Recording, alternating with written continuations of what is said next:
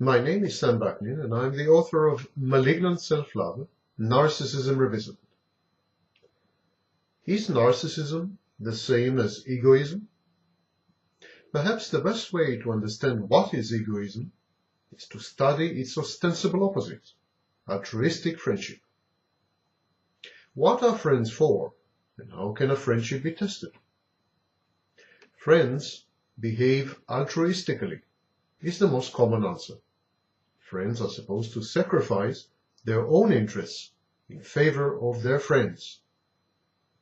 Friendship implies the converse of egoism, both psychologically and ethically. But is it truly so? Consider the dog. The dog is a man's best friend. The dog is characterized by unconditional love, by unselfish behavior, by sacrifice when necessary. Isn't this the epitome of friendship? The dog's friendship is clearly unaffected by long-term calculations of personal gain, of which the dog is allegedly incapable. But what about calculations of a short-term nature? The dog owner, after all, takes care of the dog, looks after the dog, and is the primary source of the dog's subsistence and security. So maybe the dog is not so unselfish. Maybe the dog is selfish after all. It clings and protects what it regards to be its territory and its property, including and especially so, its owner. Thus, the first condition, that friends must be unselfish and act selflessly, is seemingly not satisfied even by canine attachment. Conclusion: friendship and selfishness are not a contradiction in terms. They are not mutually exclusive. When we seek to characterize a relationship as friendship, there are three important conditions which do apply invariably. First, a real friendship can exist only between conscious and intelligent entities possessed of mental states. Second, friends must share identical mental states. A human being, for instance, cannot be friends with a tree, at least not in the fullest sense of the word. Tree hugging is not considered by anyone as friendship. But here we come across the narcissist. The narcissist is a partial human being. The narcissist is not full-fledged. The narcissist lacks empathy. He has severe cognitive deficits.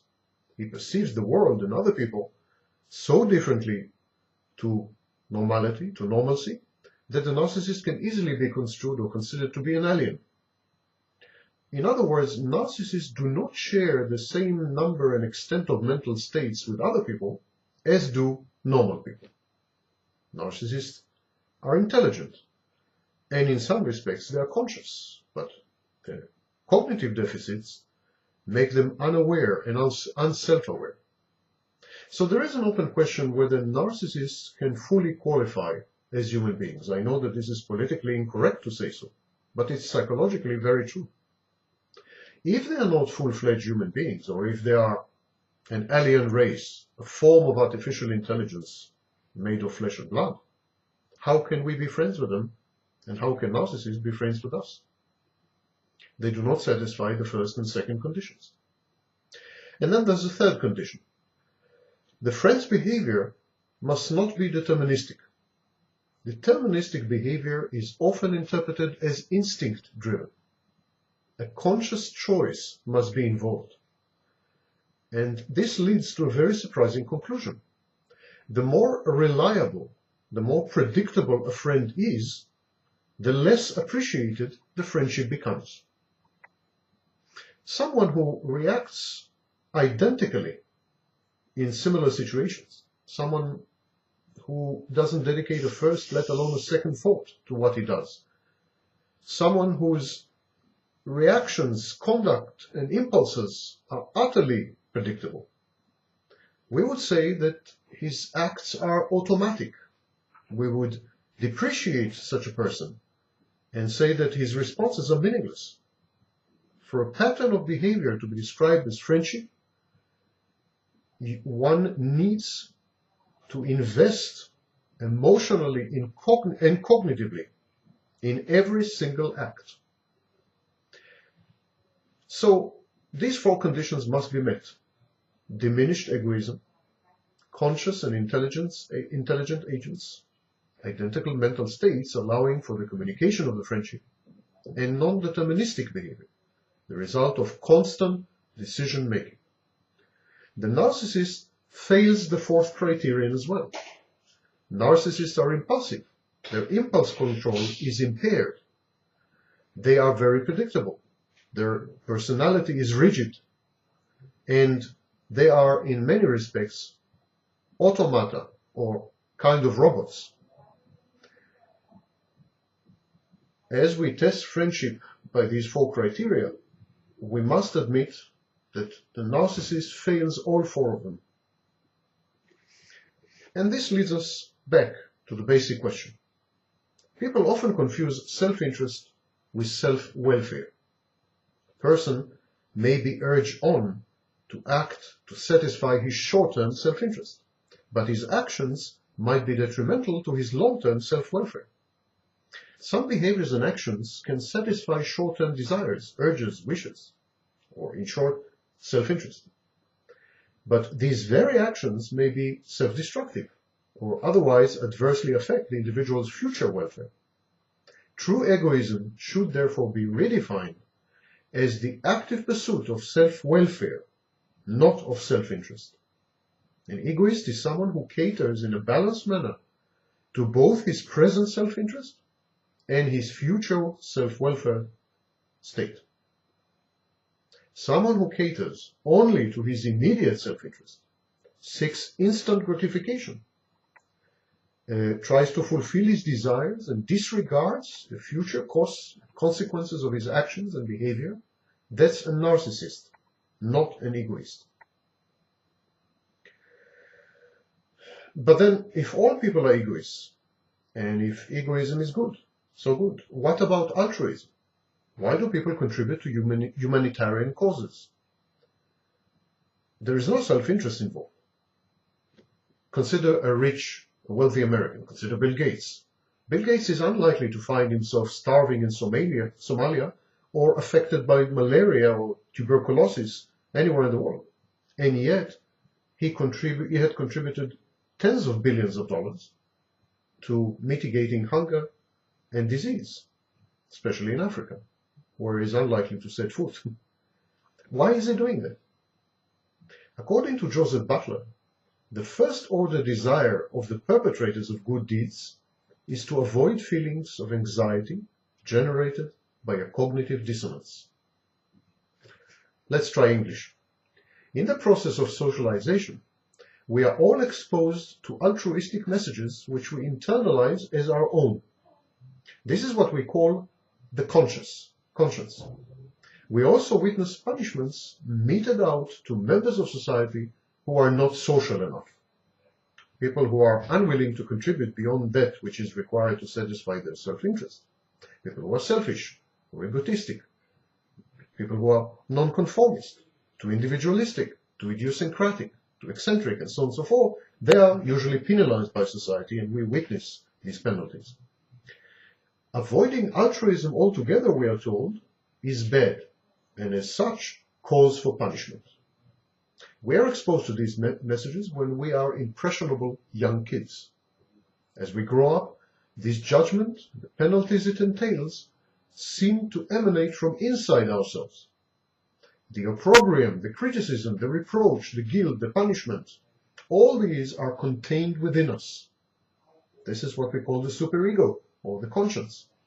Whenever we break the rules by being overly selfish or insufficiently charitable, the impending punishment generates in us anxiety. To avoid this anxiety, or to quell it, we engage in altruistic acts. So altruism is the outcome of social conditioning, and it's a kind of Prozac for the soul. To use the Butler scheme, our first-degree desire is to avoid the agonies of cognitive dissonance and the resulting anxiety. This can be achieved by committing acts of altruism.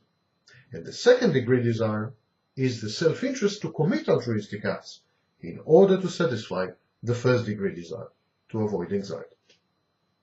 So we contribute to the poor according to this scheme of things, not because we want to ameliorate their poverty.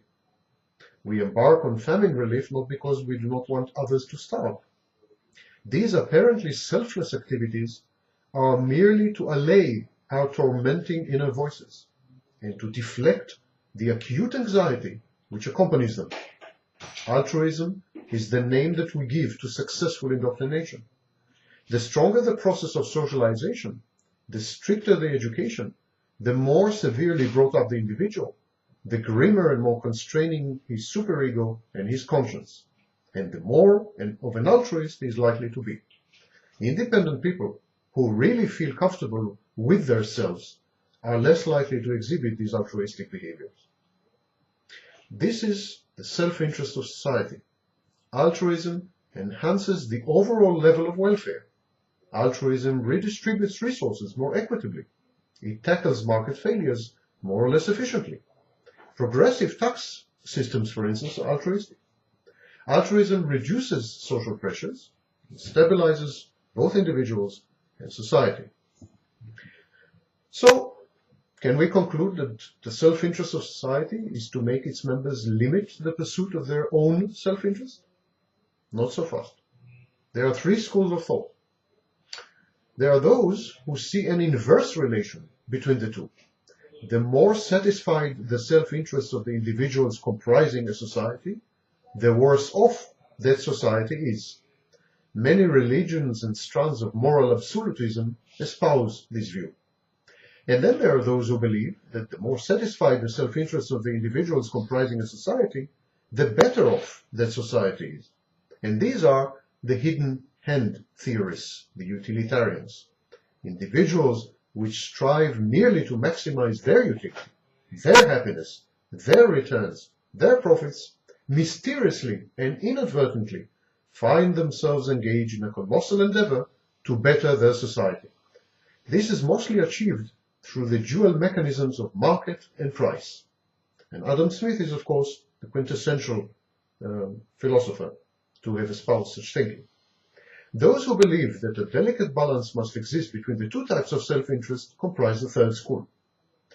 They believe that private and public must be in harmonious balance. While most individuals will be unable to obtain the full satisfaction of their self-interest, it is still conceivable that they will attain most of their self-interest.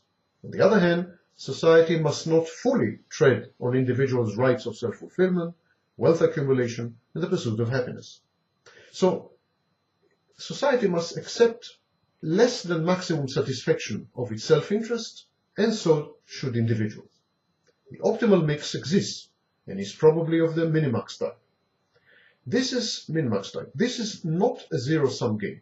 The society and the individuals comprising it can maximize their outcomes. The French have a saying, good bookkeeping makes for good friendship. Self-interest, altruism, and the interests of society at large are not necessarily incompatible. And this is where the narcissist fails. He fails to understand others because of his lack of empathy. He cannot optimize his behavior. He seeks to maximize, not to optimize. He seeks to attain and achieve and accomplish at the expense of others. He is incapable of consensus, incapable of teamwork, incapable of collaboration, of seeing the larger picture, and of contributing to it. In attaining his goals, the narcissist believes that he has the upper hand. In effect, he is only burying himself deeper and deeper until his downfall is imminent and inevitable.